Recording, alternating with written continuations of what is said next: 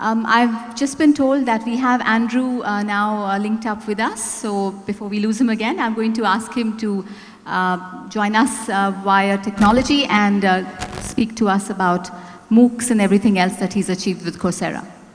Yes, so thank you for allowing me to join you from the United States. Some of you know that I grew up in Singapore, so I would have loved to join you in person. Most of my family still lives there, but I wasn't able to fly out this time. So what I want to do was share with you a little bit about what we're up to at Coursera. I'm going to try to share slides for this presentation. If ever the slides go away, I hope that someone will please let me know.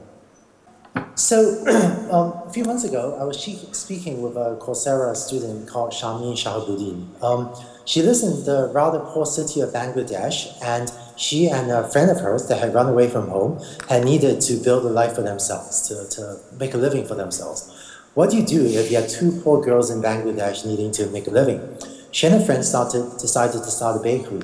But this is not easy. Shameen had relatively little business experience, and in the first month, she and her friend made $900 US, which isn't quite enough for two women to really live on. But she decided to prevail, so she went online and decided to study in order to learn how to build a business. After some amount of online wandering, she came across a course on microeconomics taught by University of Pennsylvania. Shameen told me it was a very difficult course, but she prevailed, did the homeworks, and she earned her first verified certificate from UPenn and from Coursera. But she didn't stop there. She went on to take a second class and earned a second class from the University of Michigan, took more classes from Michigan, took some advanced economics courses from UC Irvine, and then went back to University of Pennsylvania and Wharton to take courses on corporate finance, accounting, and on marketing. Using knowledge that she has learned from her website, she has built her company up, built her bakery up from having 1 employee to today having 7 employees. And in the most recent month when I spoke with her, she had gone from making $900 US a month to about $5,000 US a month. The thing about Shameen's story that inspired me the most was she wanted to build not just a bakery, but an organization in Bangladesh that empowers other women. So when other girls, other women join her bakery, she teaches them how to read, she teaches them how to write, and she is today using her learnings from Coursera and these university partners to benefit other poor women in Bangladesh. So what many of you might not know is that Coursera has started from an all-Singaporean team. There were 5 of us. One of them isn't in this picture, but it was 3 undergrad students, 1 PhD student, and me that had created the first massive open online courses in 2011 that had eventually led to Coursera. So I think we very much have our roots in Singapore. So some of you might have heard the story of how Coursera had gotten started. As a professor at Stanford, I used to teach 400 students a year. It was about 3 years ago that these 4 students helped me place my class online, and it reached an audience of 100,000 students. To put that number in context, for me to reach a comparable size audience, I would otherwise have had to teach at Stanford University for 250 years. So starting from the humble roots, we have since grown to have about 110 university partners, including, I'm very proud to say, NUS and NTU in Singapore. And today, Coursera has 8.9 million learners, so about a quarter from Asia. The US is the largest market of Coursera students, and the second largest is China. And with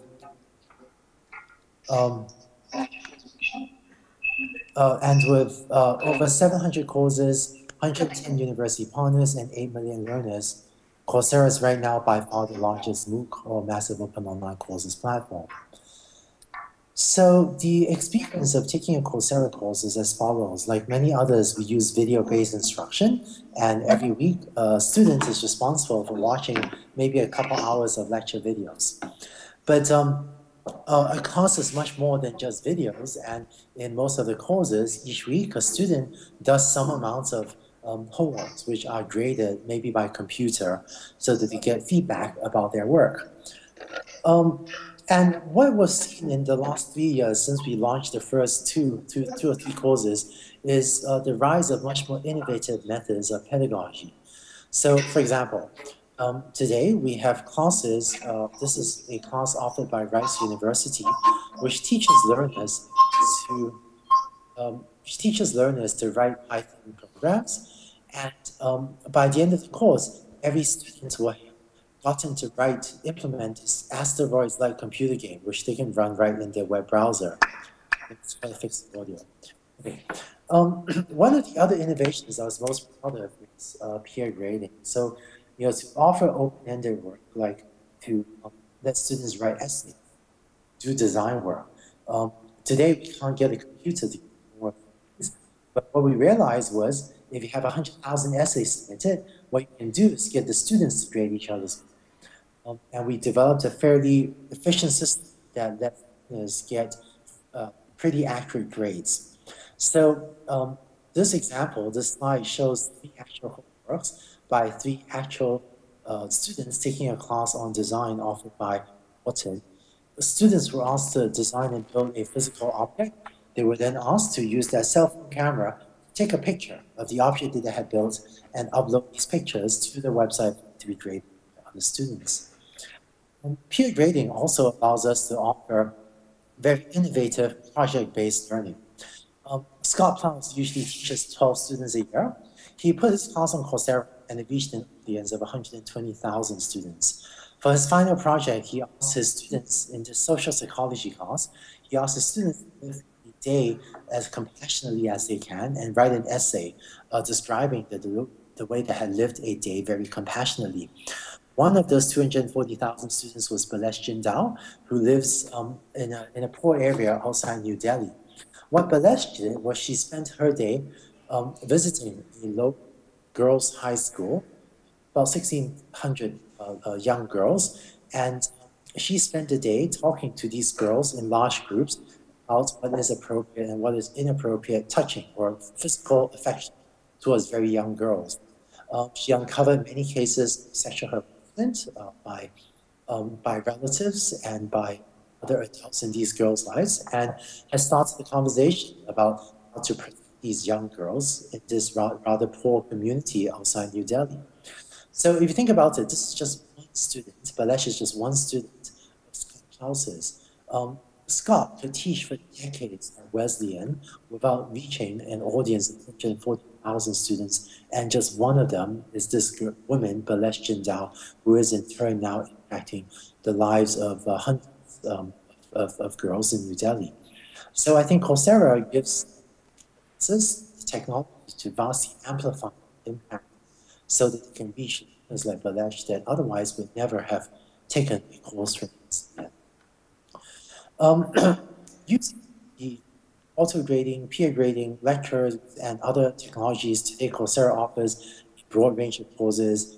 Computer science and business courses are probably the 2 most popular disciplines, but also courses in the humanities, social sciences, law, business, finance, and areas.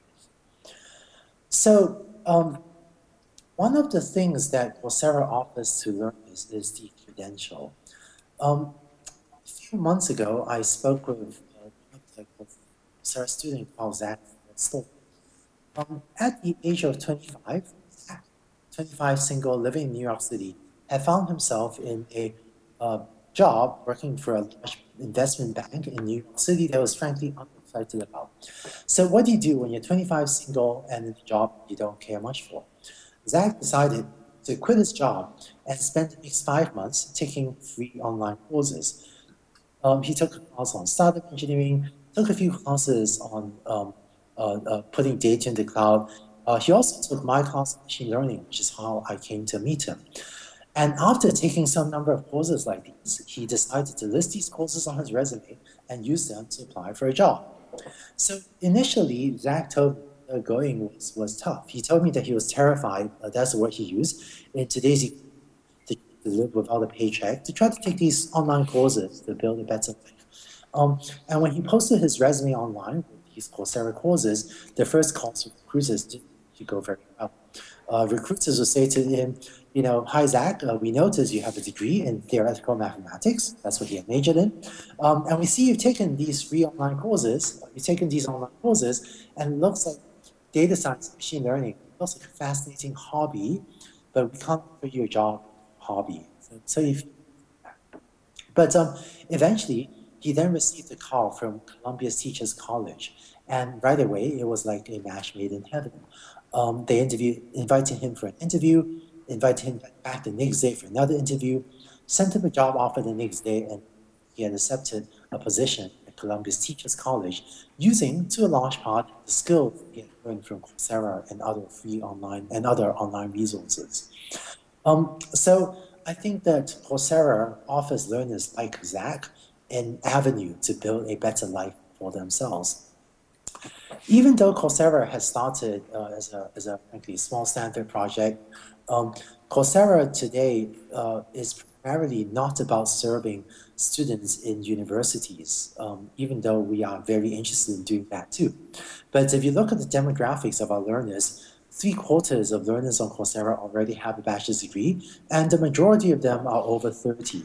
So the biggest impact of MOOCs, massive and online courses today, is not really on university education. Instead, it's on continuing adult education. Most working professionals, like most of us in this room, don't have convenient access to continuing education. And what MOOCs are doing is the convenience of an online class is bringing many working professionals back to the education system. In today's rapidly changing world, I think all of us need booster shots of knowledge in order to stay current. And I think Coursera today is helping to serve that need. To meet the needs of continuing adult learners, one of the things we offer is also the opportunity for learners to earn a verified credential. One of the challenges of classes on the internet is that we don't really know who all these people are taking these courses. But when a learner signs up for what we call the Verified Certificate Program, we do some work to verify their identity. So we ask them to show us their photo ID, maybe their government ID, hold up to a webcam. And then every time they submit the homework, we use a combination of taking up their picture using their webcam, as well as measuring their typing rhythm. It turns out that your typing rhythm is fairly unique to you. It's like a fingerprint. And so by using a combination of your webcam picture and measuring your typing, we can verify that it really is you sitting at your keyboard submitting the work. And on that basis, we have to issue verified certificates to learners. They are using, listing their resumes and using to find better professional or educational opportunities. One program that we launched recently is, rather than offering credentials for single courses, some of our university partners are offering credentials for course sequences. In what we call the specializations program, learners can take a sequence of courses, do a capstone project. So we have specialization on Android programming, another one on data science. And when they complete a sequence of courses, a curriculum of courses, they can earn a specialization certificate, which is a high-level, more valuable credential that learners can use to find better employment opportunities. So I guess I've been describing the MOOC revolution up to today. I just want to share with you really quickly the future trends that I see coming. One of the challenges for MOOCs is, well, the number one reason students is because they're busy and there's a deadline that they miss. So in order to better serve continuing adult learners, one of the things we're doing is experimenting with flexible deadlines, with on-demand courses. And so in our conception, we will have content, and learners can take the content at any time and at their own pace. I think that deadlines is maybe an artifact of the way we usually teach in universities, where it's convenient to collect all the homeworks in the PAL, so you can grade all the homeworks on the PAL and return them all in the PAL. But with auto-grading and with crowdsourced peer grading, maybe deadlines aren't necessary anymore. And so today we have launched courses that are on demand with no deadlines, flexible time. We still have a lot of work to do, but we're very interested in trying to make the timing of courses more flexible, better serve the needs of these continuing adult learners. So that's the first major trend. The second major trend I'm seeing is a rise of credential value. The US is probably a little bit ahead, and then Asia and Europe are now following closely behind. But what we're seeing is that employers are increasingly taking credentials, the certificates that learners can earn, very seriously. And this is opening the door to better employment opportunities for many learners. So just to summarize, Coursera today, we view ourselves as building a two-sided marketplace. What that means is that similar to which connects producers of merchandise with consumers of merchandise, we connect producers of great educational content with consumers of great educational content. And fundamentally, what we help universities do is create success at scale. Rather than reaching tens of thousands of students, I think universities of the future will reach millions of students.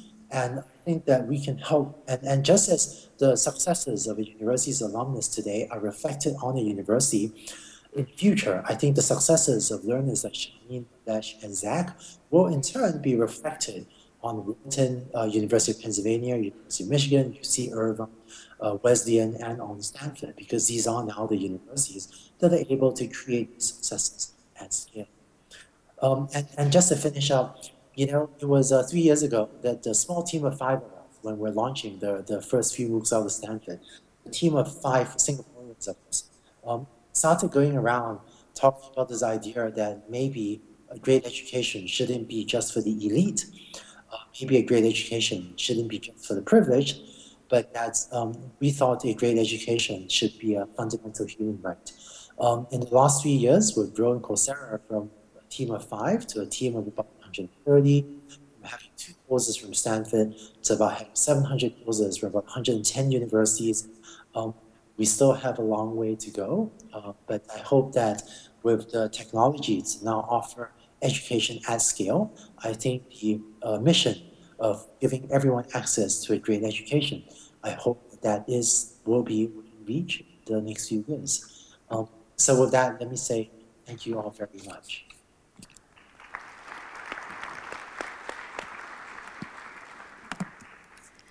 Thanks very much, Andrew. Andrew, thanks very much indeed. And I think we're especially proud of the connection with Singapore.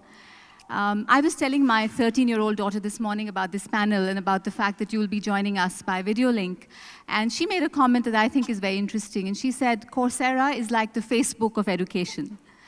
You've certainly spread the reach of education to people who would have never had access to it before. I mean, computer science, for instance, was one of those restricted subjects. So thank you very much indeed. And I know it's quite late for you in the US, but are you going to be able to stay around a little bit to answer questions later? I'm happy to stick around. Okay, thanks very much for that.